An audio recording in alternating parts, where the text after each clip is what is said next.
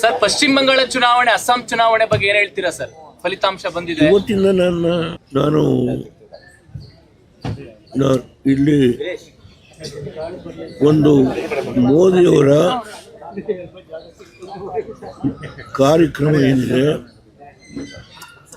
ಅದರ ಹಿನ್ನೆಲೆಯಲ್ಲಿ ಈ ದೇಶದ ಜನತೆ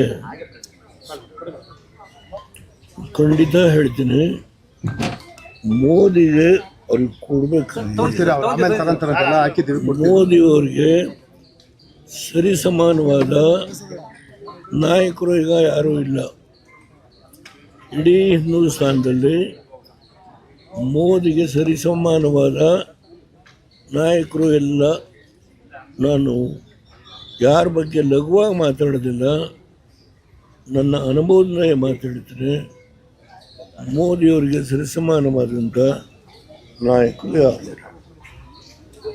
ದಯಮಾಡಿ ಅನ್ಯತಾ ಭಾವನೆ ಮಾಡಬೇಡಿ.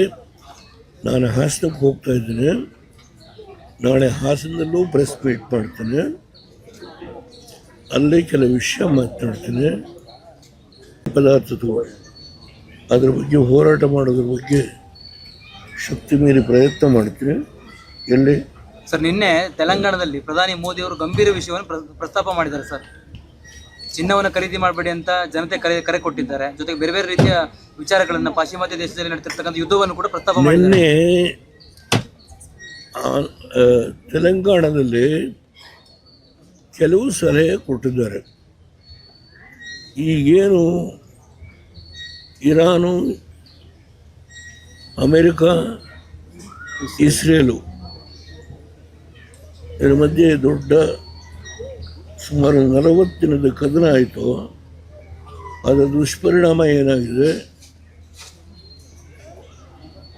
ನಮ್ಮ ಎಣ್ಣೆ ತರ್ತಕ್ಕಂಥ ಹಡಗು ಮುಳುಗಿ ಹೋಗಿದೆ.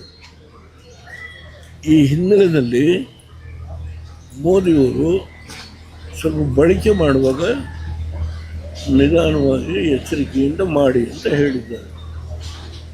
ಆದ್ದರಿಂದ ಈ ರಾಷ್ಟ್ರದ 150 ಕೋಟಿ ಜನತೆಗೆ ಅಪೀಲ್ ಮಾಡಿದ್ದಾರೆ.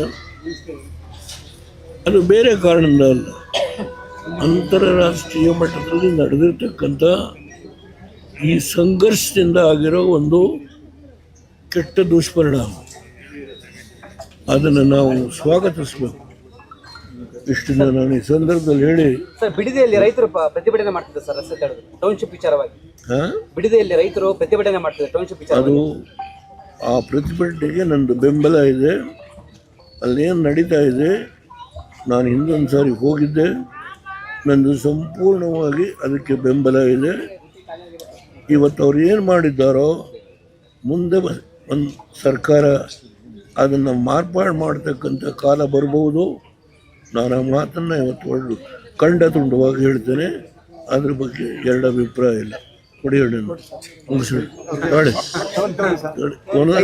ತಗೋತಾ ಹೋಗಿ, ಕೊಡ್ತಾ ಹೋಗಿ ಎಲ್ರಿ, ಎಲ್ಲರೂ ದಯಮಾಡಿ ತಗೊಳ್ಳಿ. ಒಬ್ರಿಗೆ ಸಿಕ್ತು, ಒಬ್ರಿಗೆ ಸಿಕ್ಲಿಲ್ಲ ಅನ್ಬಾರ್ದು.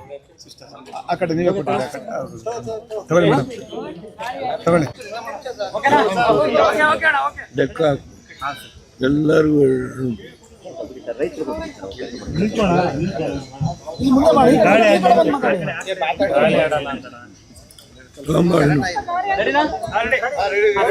ಆಮೇಲೆ ಮಾತಾಡಿ.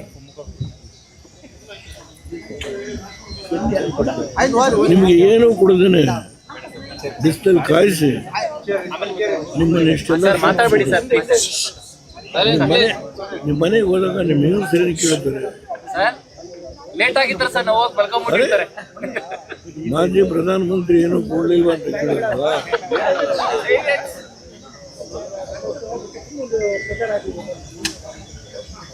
ಎಲ್ಲರಿಗೂ 2 ಗುಂಪು ಲೆಕ್ಕ ಮಾಡಿ ಕೊಡು, ದುಡ್ಡು ಕೊಡು. ರಮೇಶ್ ಬಂದ, ನಮ್ಮ ಅಧ್ಯಕ್ಷ, ಸೂಪರ್ ಪ್ರೆಸಿಡೆಂಟ್.